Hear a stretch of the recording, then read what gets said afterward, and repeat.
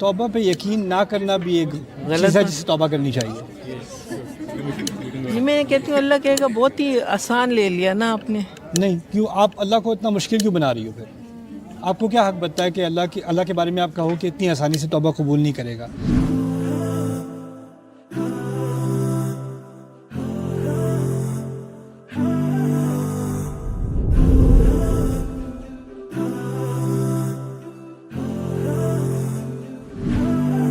جیسے اب میری عمر ہے اتنی، لیکن ایک وقت ہے کہ میں نے اتنی نمازیں نہیں پڑھی ہیں، جس کا مجھے بہت افسوس ہے. نیت ضرور ہوتی تھی کل سے پوری، وہ پوری نہیں ہوئی ہے.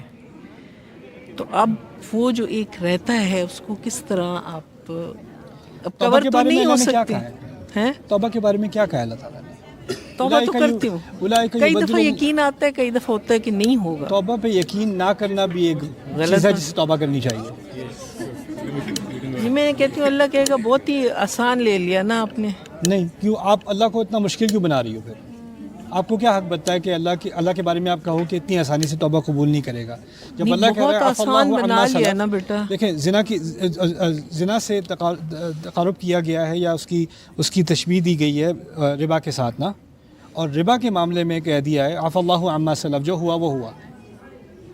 ٹھیک ہے، تو نمازوں کے بارے میں جو لوگ شرک کر رہے تھے، اللہ کے نام کے ساتھ اور نام جوڑ رہے تھے اور انہوں نے اس سے توبہ کی، قتل سے توبہ کی، زنا سے توبہ کی، ان کا ذکر سورۃ الفرقان میں ہے.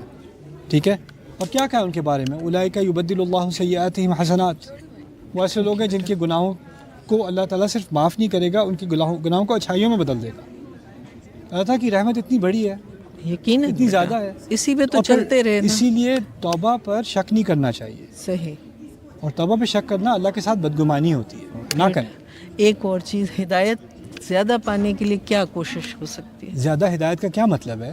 مطلب صحیح ہدایت پانے کے لیے غلط دل ہدایت ہے جیسے بھی؟ دل مڑے نا، نماز کے لیے آنٹی جی، دل کھینچے، اس کے لیے دل کھینچے. اس سوال کے پیچھے نا میرے نزدیک ایک انگزائٹی ہوتی ہے کہ جو میں کر رہا ہوں یا کر رہی ہوں وہ کافی نہیں ہے. جی ایسا. اور میں جو ہوں وہ ہر طریقے سے ناقص ہوں.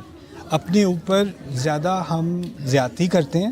اللہ تعالیٰ کی فرما برداری جو کر رہا ہے نا، اللہ تعالیٰ کے احکام کو مان رہا ہے، تو اللہ تعالیٰ کہہ رہے ہیں لا یلدکم من اعمالکم شیئا، تمہارے اعمال میں سے کچھ بھی نہیں لے گا وہ. کچھ چیزوں میں اللہ تعالیٰ ہمیں تسلی دیتا ہے اور ہم اپنے آپ سے تسلی چھین لیتے ہیں.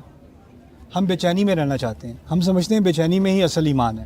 صحیح. لیکن یہ دین جو ہے نا، الا بذکر اللہ تطمئن القلوب، اللہ کے ذکر سے دلوں کو اطمینان آتا ہے.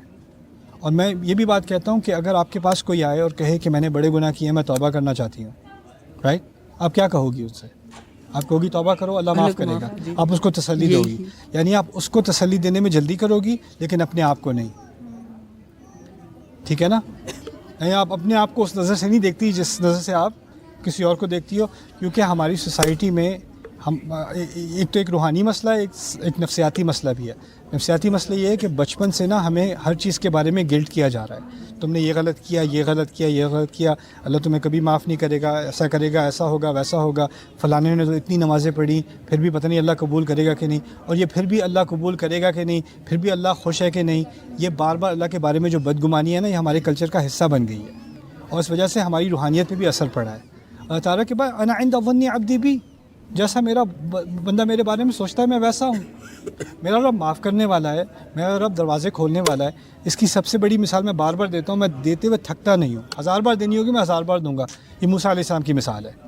موسیٰ علیہ السلام سے قتل ہوا تھا، نبی نہیں تھے ابھی، نبی پہاڑ پر جا کر ہوئے ہیں، وہ طور پر جا کر ہوئے ہیں. اس سے پہلے کی بات ہے، یعنی وہ ایک عام مسلمان ہے اس وقت، ہے نا، اور ان سے غلطی سے قتل ہوا ہے. قتل ہوا ہے تو کیا کیا انہوں نے؟ فوراً استغفار کی ہے. ٹھیک ہے نا؟ اور جب استغفار کی ہے تو کیا ان پر وحی آئی ہے کہ ان کی استغفار قبول ہوئی ہے؟ نہیں، وہ تو ابھی ہو نہیں سکتا کیونکہ ابھی وہ کیا نہیں ہے، ابھی وہ نبی نہیں ہے. اور فوراً سورۃ القصص میں اگلے الفاظ آتے ہیں، ربی بما انعمت علیہ فلن اکون ظہیرا للمجرمین.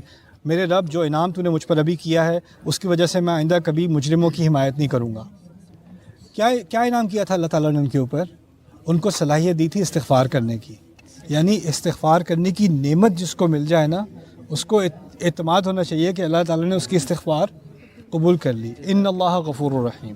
राइट। एक चीज़ कल आप और कह रहे थे कि मैंने इंसान पे बहुत बोझ डाला है, आप किसी को समझा रहे थे, जिम्मेदारी की बात हो रही है जिम्मेदारी जी।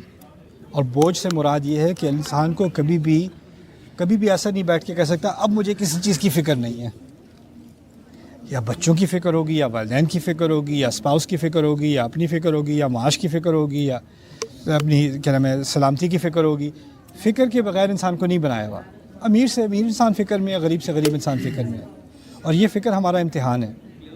इसका मकसद ये नहीं है कि हमारे दीन में नुक्स है।